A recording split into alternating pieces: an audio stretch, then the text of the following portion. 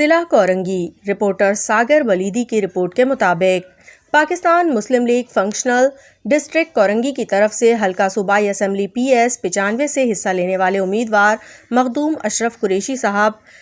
قریشی نے مختلف میڈیا کے نمائندوں کو انٹرویو دیتے ہوئے کہا کہ بڑھتی ہوئی مہنگائی نے مزدور طبقے کو گھر چلانا انتہائی مشکل کر دیا ہے۔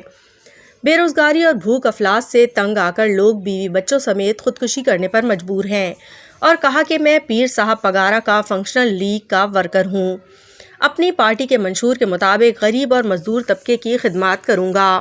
اور آج میں یہ اعلان کرتا ہوں چاہے میں جیتوں یا ہار جاؤں، لیکن میں اپنے شہر کراچی اور اپنے حلقے کی عوام کو بتانا چاہتا ہوں کہ خودکشی کرنا حرام ہے، انسان کو نا امید نہیں ہونا چاہیے۔ ایسے سفید پوش اور بے روزگار نوجوان جن کے پاس کوئی ذریعہ معاش نہیں ہے